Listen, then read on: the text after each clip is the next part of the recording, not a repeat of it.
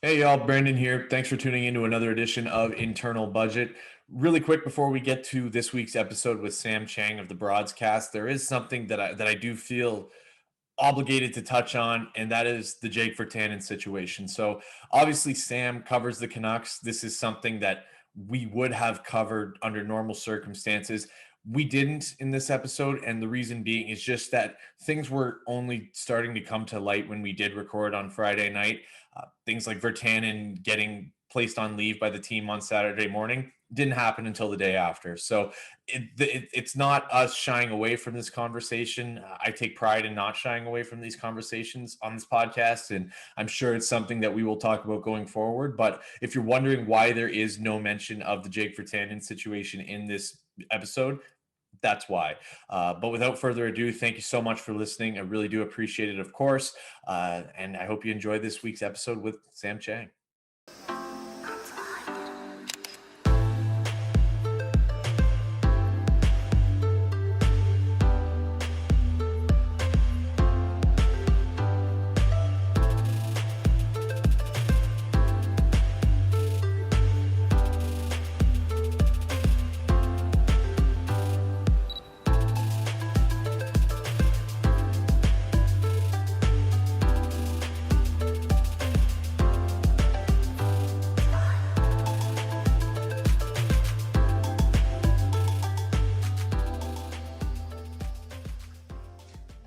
Hi again, everybody, and welcome. It's another edition of Internal Budget. Brandon Mackey here, decked out in all my Super Bowl champion Tampa Bay Buccaneers gear on the second day of the NFL draft. Make sure you follow me on Twitter at Brandon Mackey _. Follow the podcast as well. It's just Internal Budget. And we have another very special guest today. She is one of the hosts of a fantastic show called The Broadscast, which many of you have heard of.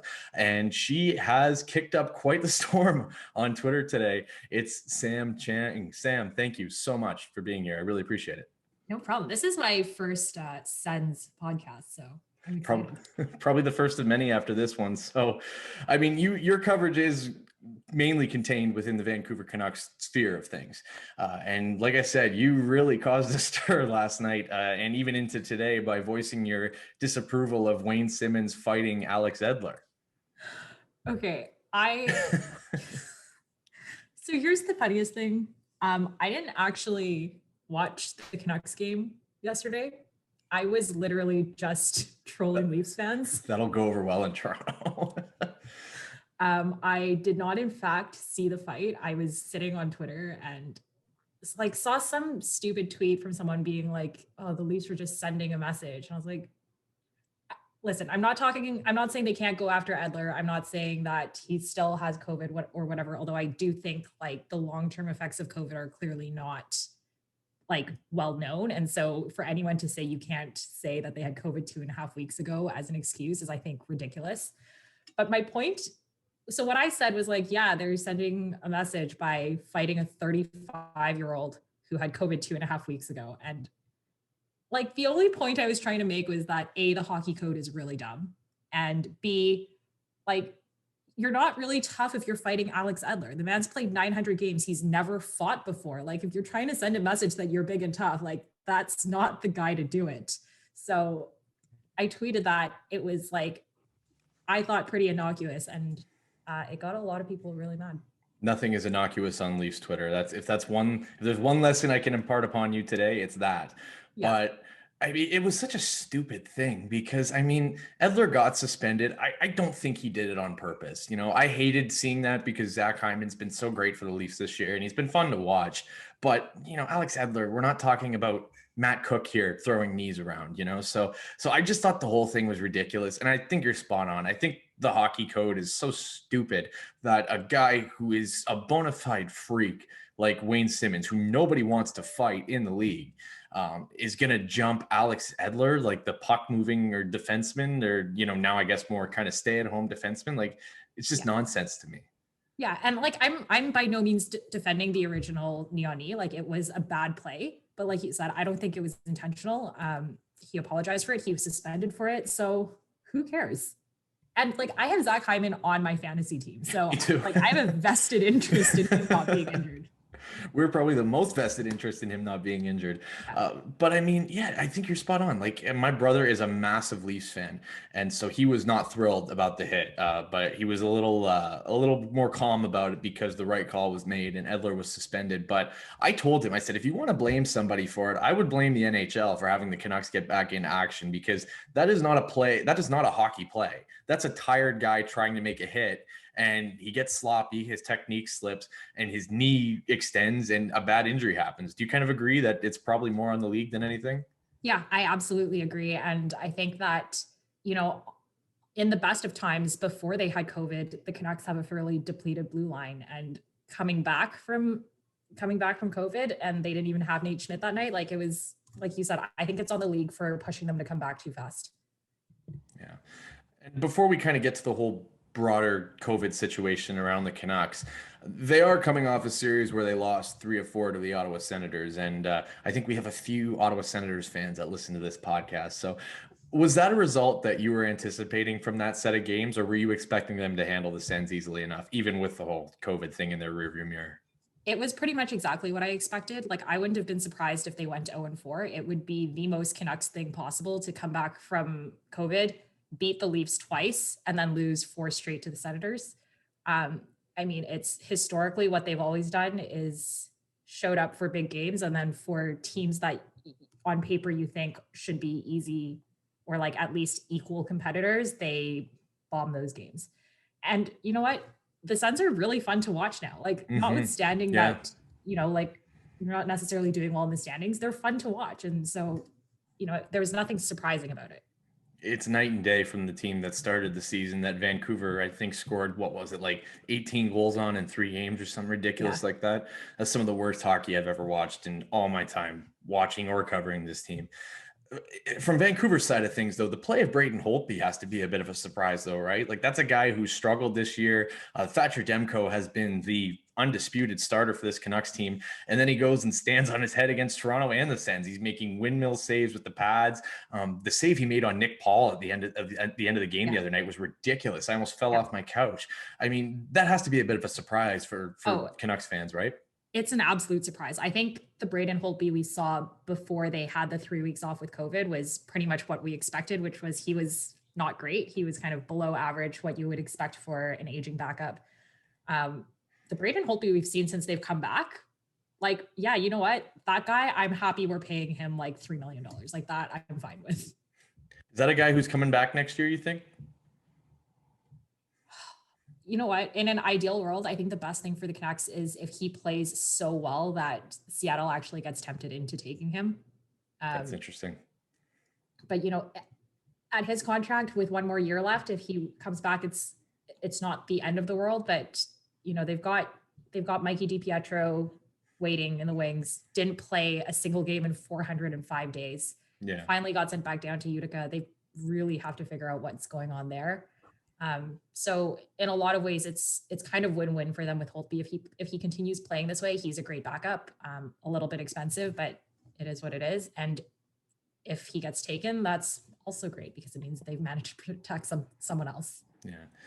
Is it fair to say that based on what you've seen, the Canucks are kind of hitting that post-COVID wall now? It's something that we've seen even in other sports with the Raptors, where a bunch of players get COVID and they come back, and it's just not the same team, whether it's a lung capacity issue or conditioning or what have you. Do you think that's what's going on in Vancouver right now? Yeah, I think that's absolutely at least a part of it. Look, I'm not going to say the Canucks were great before they had COVID, but I think the level of fatigue you're seeing in games and the sloppy play, like, that absolutely is a factor from COVID. Now, this is a weird team to talk about when you're regarding the Canucks. I had Justin Morissette on the show not long ago, who's a wonderful human being and a great podcast guest too. But we were talking about how the Vancouver Canucks playoff performance last season and off season has all kind of led up to this point. And I felt like I was in the minority almost, at least here on the the eastern part of Canada, where we're looking at the Canucks going into this season and there's people talking about them as a playoff team or a top of the division team. And I'm like, they lost quite a bit in the offseason. Like, I don't see where the additions came in after the subtractions. Was that the sentiment in Vancouver too? I think what you get in Vancouver is actually a pretty divided fan base. There is a small, I think it's small. There's a small and vocal segment of like really diehard optimistic homers who last year were like, the Canucks are a playoff team. They made the playoffs. Jim Benning has a plan. He's doing all the right things. They beat the Blues. They made it to the second round, which was technically the first round. And somebody suggested to me last year that the Canucks were not that far off from the Vegas Golden Knights, which to me is a completely ridiculous take and like it's a bit of a wild statement, laughable. And then you've got the other part of the fan base, which I think really thinks the team is not well built, thinks that Jim Benning has like shit the bed for the last 7 years, has no plan. Fundraised to fly a banner last week across downtown Vancouver saying fire Benning and fully expected the team to regress this year. And so, I don't think there's a consensus about whether they are good or not. I think it's actually pretty divided. Yeah. I mean, one thing that's a good segue into my next question, because one thing Justin and I talked about when I had him on the show is we kind of drew attention to these parallels between the Senators and the Canucks. And it's weird in a lot of senses. You're talking about young teams that have a tumultuous relationship with ownership and management at best. Are you seeing some of the same things? Because when you say the fire Benning banner, I think of the GoFundMe for the Melnick Out billboards around Ottawa, which was not well received by the team. But I'm seeing kind of some of the same things. Do you get that? Do you get that same sense? There are definitely a lot of parallels, I would say, and you know better than me, but I get the sense whenever I kind of pop into Sens Twitter that it's a really fun fan base. Like I love that with Melnick Out, you guys raised what, $15,000 in 12 hours, something like that. Like yeah, it was wild. Whereas I think with the Canucks, there's a little more infighting. Like I think they raised like $4,000 from the banner, but it was like $2,000 was raised by people who wanted the banner up, and $2,000 was raised by people who were like, the banner is stupid and a waste of your money, and we're going to raise money for charity instead because they like Jim Benning. There seems to be more pro management sentiment here for whatever reason. Mm-hmm. But there are definitely a lot of parallels. I do think the Sens fan base is way more fun and way more chill. I think that is a product of what they've gone through over the past few years. This has not always been a fun fan base, especially over the last few seasons when the Carlson trade was happening and when the Stone trade happened. There was a lot of that same infighting that you're talking about. There were people who really believed in management's vision, and there were people who were pissed beyond belief that those guys were gone. So I think that's where the whole Sens sickos thing has obviously evolved from too, where you have to be a sick person to cheer for this team. And Sens fans have just kind of accepted their lot in life, and they're just going to keep cheering for this team come what may. Vancouver, though, is in a very different spot because this is a team who, they aren't as good as the Vegas Golden Knights, and they weren't last year, but they almost beat them. Like they came pretty close, and there were things that played into that. Vegas got goalied for the most part of that series, but they're in a drastically different spot from Ottawa, who is again going to probably be a draft lottery team despite the progress they've made this year. They're a team that's maybe eyeing the playoffs next season.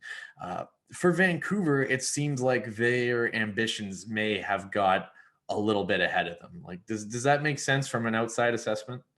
Yeah, I think that makes absolute sense. I think that landing Pettersson and Hughes and having them develop kind of beyond what anyone could have reasonably expected, and at the speed that they have, really kind of threw a wrench in their plans, whatever those plans were, or if they had any plans. And I think the problem with the Canucks is they never committed to being a lottery team. The years that they were a lottery team, it was purely accidental. Like Benning's stated mission was to make the playoffs, and they just ended up sucking, and they got those picks, but they've always just kind of stuck themselves in the middle. And so they never get a particularly high pick unless they accidentally tanked. And then they thought they were better than they were. And I think they were misled last year by their playoff success. And, I think Markstrom playing the way he did for 2 years and then Demko's play against Vegas in the bubble really masked a lot of the actual depth issues on the rest of the roster. But I think that any team that depends that much on your goalie standing on his head every single night, like that is just not a good recipe for success. It's not sustainable. No. And but that's the thing that gets me though. Is this is a team that was made a good run in the playoffs last year, a run that I didn't expect them to make.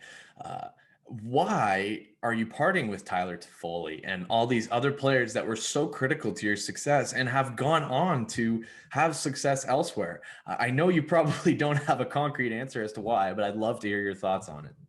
Uh, if anyone can actually answer that question, like that would be incredible, because I believe the last time Jim was asked, he said on the radio that he ran out of time on the Toffoli contract because they were dealing with other things, primarily trying to land Oliver Ekman-Larsson, which was absurd. And you know what? I think a lot of their issues come from the fact that they never part of the issue with them continuing to try to compete and put themselves in the playoffs without ever fully rebuilding was that they dumped all this money into bringing in free agents. This is a team that didn't make the playoffs for 4 straight years, but somehow had no cap space at the end of it. Like, none of this lines up with any kind of reasonable planning. And so the reason that they let those players go, it's just poor planning. Like they don't manage their team well. Mm-hmm. And then they talk about trading Brock Besser in the offseason. It sounded like that got pretty close to happening. And who knows, maybe it'll still happen this summer. But like, I just don't get it. Look, when Ottawa traded their players, there was a clear reasoning as to why. Whether or not fans agreed with it, there was a team that had bottomed out. It was guys that frankly ownership and the team was not interested in paying long term, regardless of what you may hear. None of those guys wanted to leave Ottawa at any point. But it worked out in the sense that the team was bottoming out anyway. The team had hit a point of regression after the 2017 playoffs, which even then they lucked. A lot of that was luck getting as far as they did and good goaltending from Craig Anderson. But look what they gained from it. Brady Tkachuk, Josh Norris, Tim Stützle, and the list goes on. Jacob Bernard-Docker. I could literally prattle on all day about it. I'm looking at Vancouver, who just signed Tanner Pearson to a 3-year extension. Like, I know we're kind of belaboring the same point here, but it feels like teams that are very close to the same spot organizationally, but have very different perceptions about where they are. Yeah, I mean, when Ottawa bottomed out like 2 years ago, Pierre Dorian got like what 15 picks for the next Something season. Like that. Yeah, like they Like had. it was an outrageous number. I think they had 9 picks in the first 3 rounds last year. Yeah. Yeah. In the last 7 years since Jim Benning's taken over, and this is a guy who is a scout who everyone says his strength is scouting and drafting. Everyone says, oh, he got Pettersson, he got Hughes, he's great at the draft. Has never committed to rebuilding the team, has traded away more firsts than he's acquired. And in the 7 years, you get 7 picks every year. They're at net zero. They've had, like, in the years that they've traded picks away, they've acquired those back, but they've never acquired more picks than they've traded away. Like they've had 49 picks in the last 7 years, which is what they would have done if they had done nothing, except that of those 49 picks, he traded away a couple of the firsts and he mostly acquired 5th, 6th, and 7th round picks. So they were overall worse off. And it's like, you're supposed to be good at drafting. So what is the plan here? Like, none of this makes any sense. Yeah, it's just startling. And we keep talking about the parallels, but I saw a lot of the same things from Ottawa earlier in the decade when they underwent their first real rebuild after the loss of Danny Heatley and the team really started to tank. So they trade all these guys like Mike Fisher and Chris Kelly, and they commit to this rebuilding around the core of Jason Spezza and Daniel Alfredson and Erik Karlsson. And they make the playoffs earlier than expected. And it's the pesky Sens thing. And then all of a sudden they think they're a contender. So they start adding assets instead of getting rid of them. And then we go to 2015 with the Hamburglar run. That was a team that should have been in the lottery conversation for Connor McDavid. They somehow go on one of the craziest runs of all time, end up losing in the first round of the playoffs, and now here we are. The closest they got was 2017, which it says a lot about the success of this franchise when one of your most cherished moments is a double overtime game 7 loss in the Eastern Conference Finals to a rival. It just sucks. But I'm gonna have to go back to therapy if I keep talking about this. But I mean, what was the biggest loss for the Canucks going into this year? Was it Toffoli? Was it Markstrom? Like, who's one person you could point to and say they would be maybe not a playoff team, but a markedly better one with this had they not let this guy go? I honestly don't think there's like one person. I actually think, I mean, it should have been Markstrom, but the way it's played out, he hasn't been great in Calgary, and Demko's been fantastic. Yeah, So Demko's that's kind of unbelievable. been a wash. Toffoli probably, like, could you, assuming he scores at the same pace, could they use 25 goals? Yeah, like absolutely. Who couldn't? Even if Toffoli scored at half the rate that he's been scoring at with the Habs, which I think would probably be like a very conservative guess, he would, I think, currently be third or fourth in scoring on the Canucks. So Toffoli's probably the safest bet to say he would have made a difference. But I actually think the biggest issue with this team is they don't have a blue line. Like, Right. notwithstanding that Quinn Hughes is fantastic, he's primarily an offensive defenseman. He hasn't been great defensively this year. Hamonic's been good when he isn't injured. Schmidt's been good, but you look at that blue line overall, and I'm not saying they should have kept Jordy Ben. Like, doesn't really matter one way or the other, but they don't have what I would consider a competitive NHL blue line. And I think that's going to be a huge issue for them in years to come, especially when they have to go up against Vegas and Colorado year after year if they want to come out of the West. Mm-hmm. The Ottawa Senators are living proof that you're not going to function with a subpar blue line. I mean, that was their bugaboo at the beginning of the year. To say nothing of the fact that, Matt Murray couldn't stop a beach ball, and nor could Marcus Hochberg. They did not have an adequate blue line. Eric Gudbranson was playing top pairing minutes, and someone who Vancouver Canucks fans are painfully aware of, with no disrespect to a great guy in Eric Gudbranson, but I'm really curious to kind of probe more into this almost kind of upheaval that's going on in the Canucks fan base, because it reminds me a lot of how things really started to turn against Ottawa ownership and management. When did this malcontent begin to start? Like, when did people really start getting annoyed with ownership and, I guess, management kind of as an extension of that? I think the management thing has been going on for quite some time now, like years. You could probably make the argument that there were the same divides when Mike Gillis was here, especially always critical of management, even when, whether it's Jim Benning or not. I would say that the animosity towards Benning has probably really picked up over the last couple of years. Even last year when they were a bubble team, there was a massive debate about whether they should be trying to tank to try to move up in the draft or whether they should try to make a run in the bubble. Part of the issue with Benning is that over the last few years, he's just not great in front of the camera. He's really not a good communicator, and he just puts his foot in his mouth all the time. Like, he absolutely makes things worse for himself than it has to be. And the more interviews he's given, kind of the worse it's gotten. I would say with ownership, it's really been the last few years. I think if you think back to 2011 and when the Canucks were winning, they had this reputation of being a first-class organization, spent a lot on players, did everything right. And for whatever reason, in the last few years, that view has really shifted. And I think the general view over the last few years, especially since Trevor Linden left amicably, in quotes, / was fired. In the last few years, I think there's been growing sentiment that the owners are interfering way too much with decision making. And really that Jim Benning is kind of a bit of a lapdog / puppet, and that ownership is really running the team. Hasn't really helped with Francesco Aquilini's occasional random post-game tweets that he just gets shredded for. So yeah, I think for whatever reason in the last few years, there seems to have been a 180 of ownership going from like they were great owners to now people are like, I don't know, we could take it or leave it.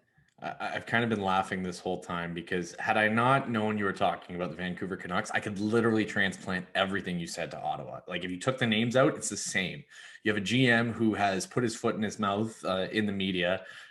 Pierre Dorian very infamously said after Mark Stone was traded, I know fans are attached to these players, but it's like when you break up with your girlfriend, you go get a new girlfriend, which fans loved. It went over really well, and you don't hear about it today at all. And then you have the beloved franchise icon now in the front office who leaves under mysterious circumstances, Trevor Linden and Daniel Alfredson. It's the same thing. So Like weird. it is like when Justin and I talked about it, we didn't even like go this deep into it, but like I'm like seeing like, it's weird. It's like the Da Vinci Code is happening in front of me. Like I don't know. Maybe there's something about these Canadian teams, but I'm really curious as to who you think more vitriol has been directed at. Is it Jim Benning or is it Francesco Aquilini?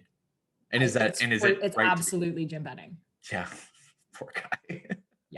Yeah, he takes most of the heat in this market. I remember when, oh man, I remember when Ottawa got Burrows from Vancouver and they traded Jonathan Dahlen for him, and not didn't go over great in Ottawa because the Senators gave up a lot then. Obviously, it's Yeah. turned out okay now, but there were people who were like, "How did Dorian get fleeced by Jim Benning?" Like, of all the GMs to lose a trade to, it's nuts. But I'm curious as to who you think it should be directed at. Are both sides equally to blame, or is it more Benning? Is it more ownership? I know it's difficult when you're not a fly on the wall for these conversations, but if you could point the finger at one person and say you got to get the hell out of town, like who is it for you? Honestly, at this point, it is Benning. Um, I think that with the caveat that any new GM who gets hired comes in with a vision and you know gets gets to like actually make the decisions. It's not realistic to get rid of the owner, as you know.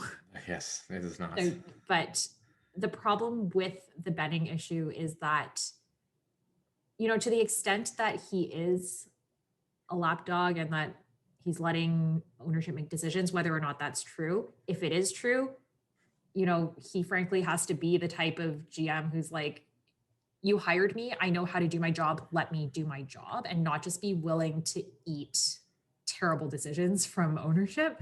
Like that's just not good for anyone, including himself. Um, but I think for the PR gaffes alone, like admitting that, they're day by day, that they ran out of time on Tyler Toffoli, like those news clips that you can just play over and over again, saying in 2014 that they thought they could turn the team around in a hurry, and then this year saying, oh, I think we'll compete in another 2 years. Like just those little things, he's just not. That's part of being a good GM, is being able to communicate with the fan base and with media, and he just can't do it. It was 2 to 3 years, he said, right? Like Yeah. that's not what fans want to hear after you just took the Vegas Golden Knights to 7 games, a team that should have won the Stanley Cup last year, in my mind. But but Well, I he also mean, said in the same interview, somebody asked about Toffoli and Pearson, and he was like, well, you win Stanley Cups with guys who are 25 to 35. It's like, okay, well, the general age range on an NHL team is 19 to 43. Why don't you just say that? Like, you yeah, win with guys of every age. That's how hockey works. 25 to 35. That's a 10-year age gap. What are you talking about? Yeah, it makes no sense. Mm-hmm. And I mean, oh man, I'm curious as to where you think the Canucks are organizationally. When I talked to Justin, we both agreed that the Canucks and the Senators are not far apart, while also both agreeing that they should be far apart at this point. The Canucks should be miles ahead of the Ottawa Senators right now. And granted, the Sens just took 3 of 4 against the Canucks team that's coming off of a COVID outbreak and didn't have Elias Pettersson for those games and had Demko for one of those games, though he didn't play terrific. Do you kind of buy into that same thing? Like, do you still see the Canucks as being ahead of Ottawa, or is the gap getting closer? I think the gap's getting closer. I absolutely agree the Canucks should be way further ahead. Like if you think about the fact that Joe Sakic took over the Colorado Avalanche in 2013, he's had 1 year more than Oh, Jim good Benning. God. I didn't even I didn't even think of that. That's nuts. Yeah, it's a 1 year difference. they should be way far ahead, but I think they're pretty close. I think the Sens are going to make a pretty rapid climb in the next little bit. I could see that too. I think from an outside perspective, someone who doesn't watch the Canucks day in day out and doesn't quite have a grasp of the organizational goings on, they look at this team and they see Elias Pettersson and they see Quinn Hughes and Brock Besser and Thatcher Demko, and they think that's a playoff team. Like that's a team that's going to go deep, and it probably should. So explain to someone who doesn't watch the Canucks night in and night out, why has this team failed to get it together with such a solid young core in place? I mean, having a young core is important and it's necessary, but it's not enough to get you over the line, right? Like Right. you look at the Leafs for the last few Mhm. years. Like Mhm. it's hard to top that core. Look at the Oilers with Draisaitl and McDavid. Like you can have the best young players, but you need to have depth and you need to have a well-rounded lineup. Like you need to be able to roll four lines the way Colorado and Vegas can.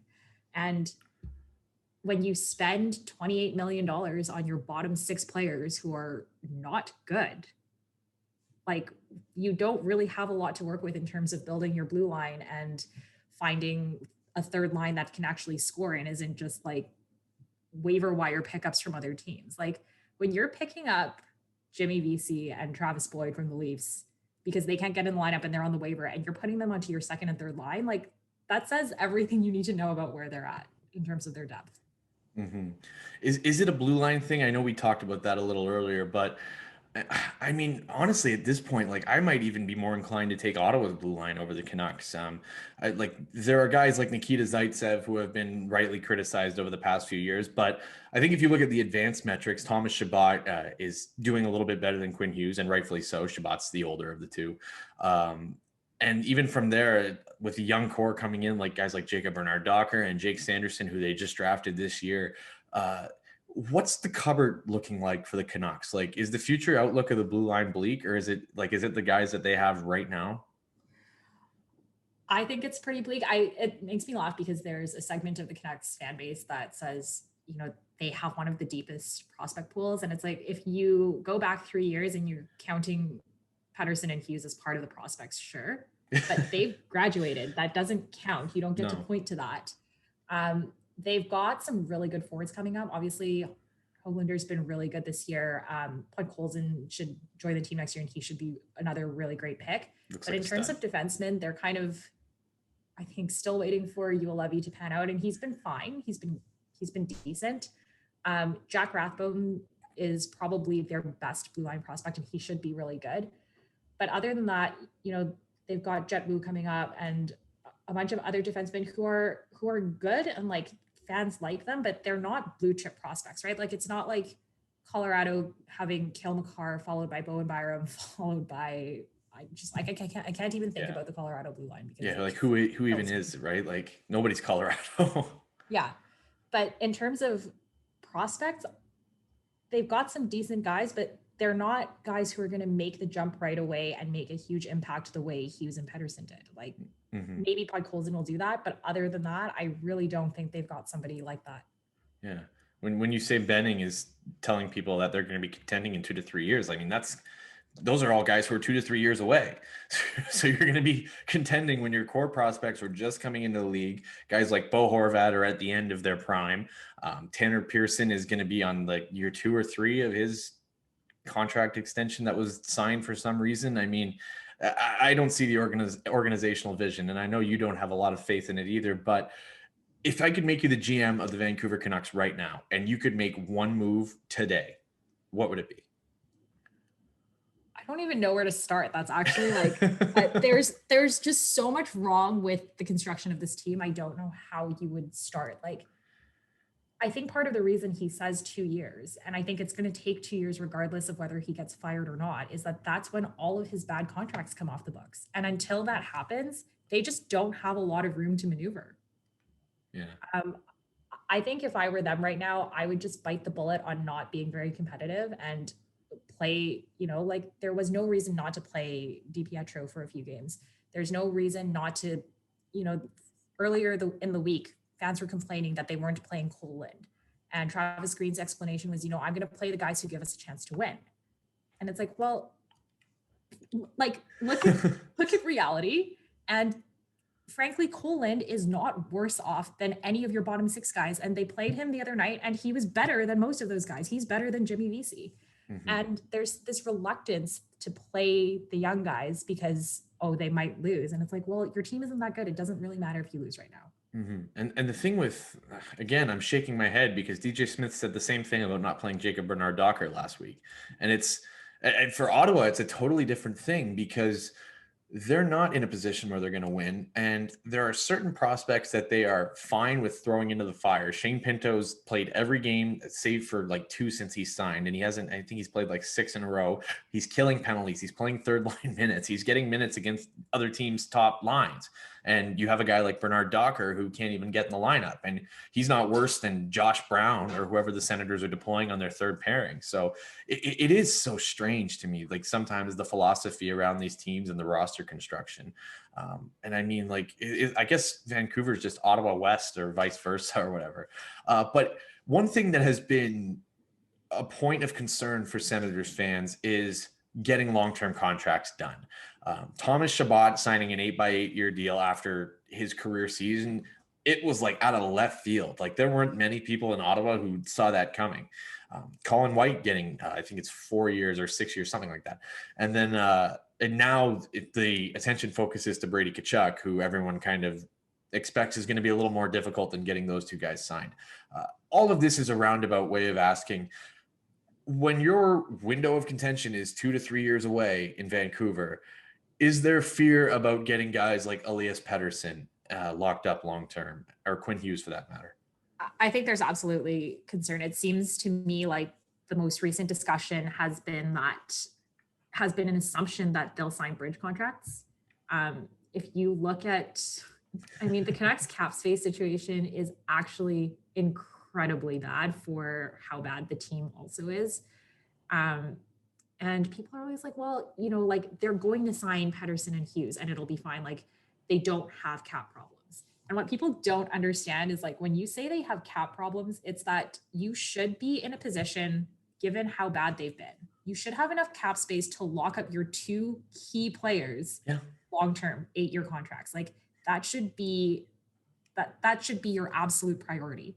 And the fact that they've spent so much money on aging bottom 6 forwards that they can't afford to lock them up to 8-year contracts, and they're probably going to have to give them bridge contracts. Like to me, that's just because you comply with your cap doesn't mean you don't have cap issues. Mm-hmm. But I am concerned. I don't think they'll be able to assign them to long-term contracts. I think they'll end up giving them shorter term deals. And I think that's going to come back to bite them in 3 or 4 years. Mm-hmm.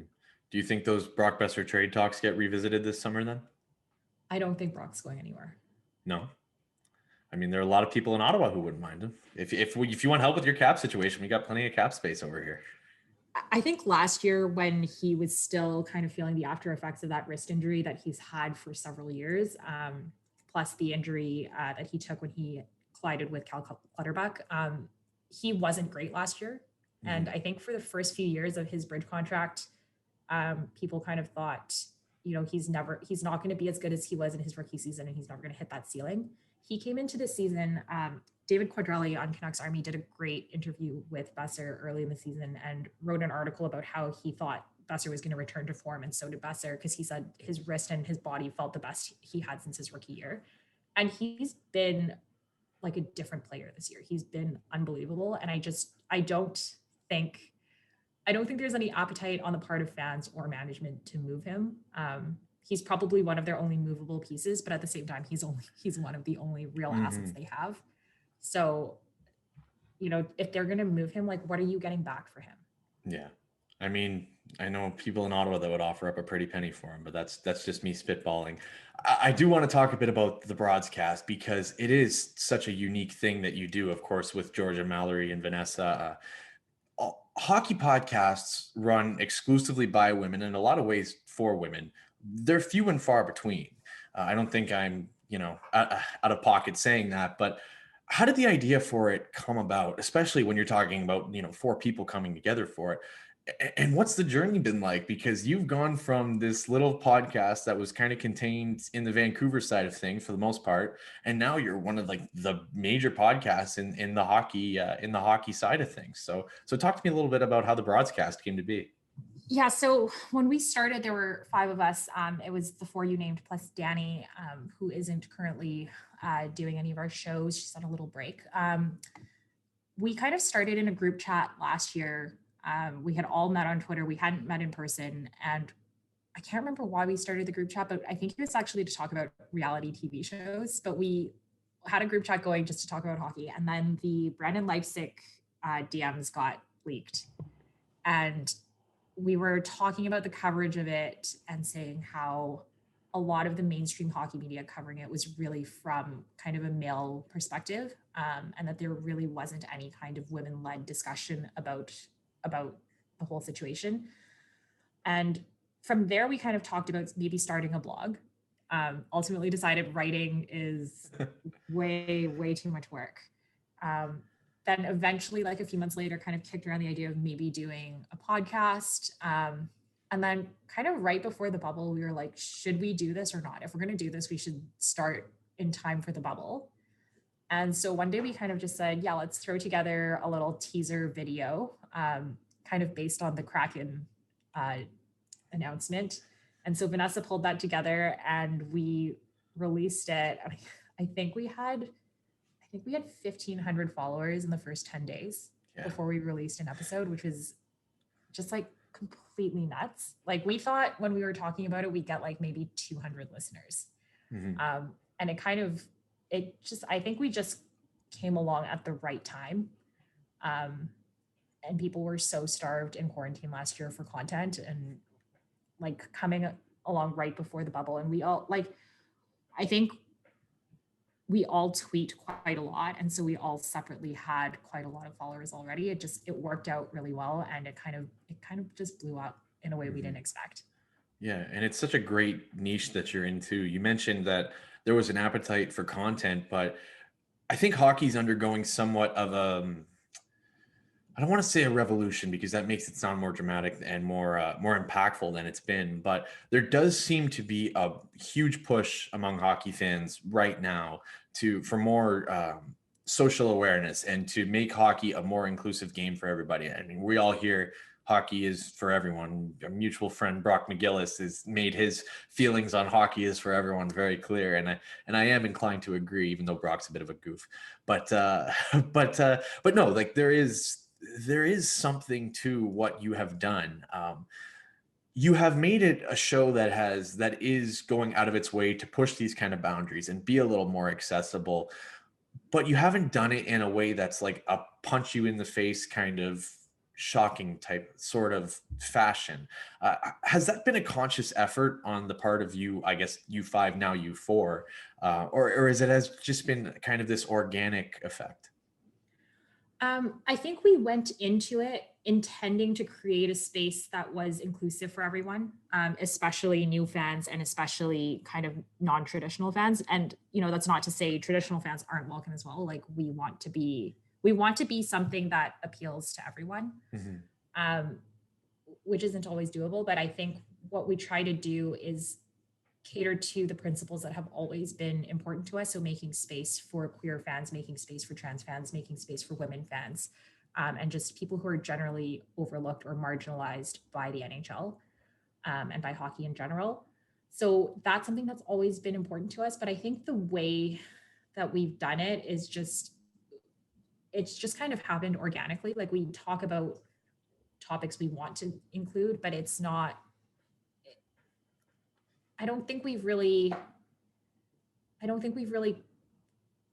done anything differently in particular just to be able to do that. We just make sure that we're thoughtful about what we're saying and we think about who our audience is and who we interact with. And I think it's something that's been pretty natural for us. Whether or not it is punching people in the face, I'm sure there are people who disagree with you. Yeah. I actually did kind of want to go into that a little bit because the way I discovered the broadcast, unfortunately enough, was all the hate you were getting last summer. It was insane. And it's a shitty thing to say because the show is great, and the four of you do such a great job that the way I had to kind of stumble upon it was seeing all of these hate tweets and harassment that you were getting. And I know Georgia in particular has got it pretty bad from some sad loser troll accounts. But what has that been like to deal with? Because I mean, every time someone talks about Barstool, like every time I talk about, things like Barstool, I get hate messages and replies, and I get people trying to hack my email and accounts and stuff. Like it's insane. But I can't imagine what it's been like for four women in a space that women have not historically been welcome. So talk to me a little bit about some of the vitriol that you've encountered, and how you've kept kind of pushing through it. Yeah, I think we're kind of on a spectrum. I would say Vanessa and Mallory are probably better at ignoring those things, and um, they're less confrontational than I'd say me and Georgia. Uh, so I think usually they do a better job of just blocking and muting people. We had a conversation at the start because I think George and I used to try to fight people on the podcast account, and we made a decision as a group that there would be no fighting trolls on the main account. Right. You can do it from your own account if you want to. That's certainly my approach. I think um, that's always just something that's come naturally to me on Twitter. I don't, if somebody's going to come for me personally, I just quote tweet them. It happens every time. It's compulsive. I can't stop myself from doing it. It's really bad. Like people are like, why are you quote tweeting a guy with like 10 followers who's clearly a troll? I'm like, it just happens. Like sometimes I just think of a comeback and I just hit tweet before I think about it. Part of it is that people are like, just ignore the trolls, it'll go away. It doesn't go away. No. It just means that other people don't see it. It really bothers me when people say ignore the trolls and like don't give them any time and like don't give them any attention. That's what they want. And it's like, well, no, what they want is to get under your skin, and whether I block them or whether I respond to them, they're gonna think that they're winning regardless. So why don't I just do what I feel like in a particular moment? If I feel like standing up for myself and pushing back, I'm going to do it. Mm-hmm. And anytime people are like, just, like ignore it, my general thought is that it's because it makes people uncomfortable having to see what we have to put up with. But I think that's important. And I think we've had a number of listeners, especially younger women, say to us, like it means a lot to me to see that, because now I feel better. I don't feel like I'm alone. I don't feel like I'm the only person getting this kind of harassment. And I feel okay pushing back because I feel like there's somebody else out there who sees that, or I feel okay blocking them. And, to me, that's what I care about more. Mm-hmm. And I think it's also just been really important in terms of the conversation that's happened around it. Like when Georgia's back on Twitter now, but in December, she had a series of really, really bad trolls harassing her and like taking photos from her personal account. And it was really, really screwed up. And she shared all of that and then was like, I just have to log off because I feel completely desensitized and objectified. And I think it took something like that to push a lot of kind of local media members, local fans who had always been in their DMs kind of being like, love what you're doing, totally support you, but like didn't say anything out loud. And it kind of shifted the conversation to what can we do as a community to push back against trolls. And I think that was a really important conversation to have. And to the extent that happened because people shared what was happening, I think that was worthwhile. Mm-hmm. And for what it's worth, I think the very existence of the Broadscast is something that's making hockey more accessible, but also kind of highlighting just some of the behavior that goes on for people that are not straight white males like myself. Like it's just not always an accessible place for people that don't look like me, frankly. So I'm glad that you guys are out there for that reason. And you've done some amazing episodes, like the guests you've had, the Mott Girl Summer Trend last summer, where Tyler Mott joined the show, and Mark Borowiecki and Roman Yossi, which we were talking about before we recorded. Talk to me a little bit about the experiences what that's been like, because to go from a show that only existed just last summer and then interviewing the guy who won the freaking Norris Trophy, or should have won. I don't know if he did win. Did he win it last He year? did. He did, Yeah, he yeah. did. So interviewing the Norris Trophy winner and Mark Borowiecki, who's an all-time great human, the Norris Trophy winners of great humans. Yeah, talk to me a little bit about that. It's been wild. The Mock Girl Summer thing is something we're really proud of. We were recording episodes while we were watching the Canucks play last year, and Tyler Mott had a great game where he scored 2 goals. And so we named the episode Mock Girl Summer, and that one just really blew up. So we started selling merch, and he ended up buying the merch because we donated all of the proceeds to mental health initiatives in Michigan, which is his home state, and around Vancouver. And so he saw that and retweeted it and was sharing it on his Instagram. So we just thought we'd reach out to him and see if he'd come on. And he agreed to come on, which was amazing.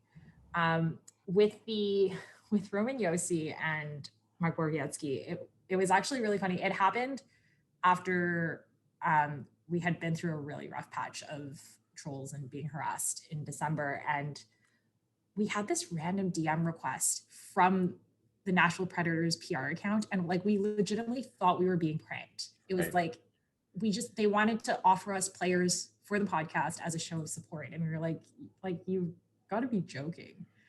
And then we thought like, yeah, like we'll take it, like whoever it is. And then they were like, oh yeah, Mark Borowiecki and Roman Yossi. And we're like, what? And so we did an interview with them in early January, and they were fantastic. I am now such a huge Boro fan. Like, I just like, he was so well spoken and so thoughtful, and just like a breath of fresh air. Mm-hmm. He's a salt of the earth guy. I mean, everything going back to what he did for Justin, and with no press whatsoever. I mean, I think not to like pump my own tires, but I think I was the first one to actually say like, hey, this guy's doing this. Like, this is deserving of some recognition. Really just a all around great human. And it's been like such a meteoric rise for the Broadscast. I mean, you said 1,500 followers in 10 days. I'm getting a little jealous because I think internal budget's not even at 400 yet. But yeah, so are there any moments where you kind of sit back and go, whoa, like this is blown up overnight? Yeah, I think it happens all the time, probably a little bit less recently. Things have kind of settled down. But the first couple of months, like we had like requests from local TV stations. Steve Ewan from the Vancouver province wrote a piece on podcasts and he's been a great supporter of the show. We just had a really random like media circus around us when it first started, which was totally crazy. I think the first couple of times we had big guests and hit like really big listener numbers, that was, like we think that we're like talking to like 200 people when we're recording, and then you look at the numbers and you're like, I can't think about it, right? Because if you think about how many people are listening, you're like, this is a really uncomfortable thing. For sure. And definitely I think the best part has been the amount of engagement we get with fans from other fan bases, and how much fun other people seem to be having listening to it and kind of interacting with us on Twitter. And I think those are the moments I pinch myself the most, where it's like, okay, this is actually happening. Sam, this has been wonderful. I am wondering, before I let you go, what's next for the Broadscast? Is it just one of those things where we're going to keep continuing being ourselves, or do you have any kind of exciting plans, anything that you're looking at introducing in the future? Like, I know my listeners in particular would love to hear about it. We're in a little bit of a transition phase right now. Obviously, Danny's taken a step back. Vanessa is going to school full time right now, so she's also taken a step back. So we're trying out. The last 2 episodes have been just me, Mallory, and Georgia, and so it's going to be like that for the next little bit. So we're trying out a few different things and always trying to improve the format and structure of the show. I think we've been talking about either getting some sponsors or starting a Patreon.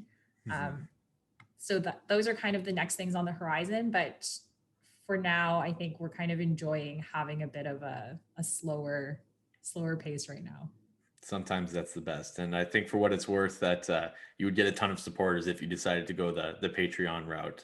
But Sam Chang, thank you so much for coming on Internal Budget. It has been a pleasure talking with you. I'm glad we finally got to do it. And I really appreciate you taking the time. Anytime. Thanks so much for having me. Of course. Why don't you tell the people where they can find you at? You can find me on Twitter at SamanthaCP_ or at BroadscastPod. Folks, check out both of them on Twitter and make sure you listen to the Broadscast. It's a hell of a lot better than this show. What are you doing here? Stop wasting your time. Go listen to the Broadscast. But before you do that, make sure you like Internal Budget, share with your friends, download, subscribe, rate 5 stars, all the little things that go a long way. They are greatly appreciated. Thank you for tuning in once again. Please continue to stay healthy, stay safe, and we'll see you next week. Take care, everybody.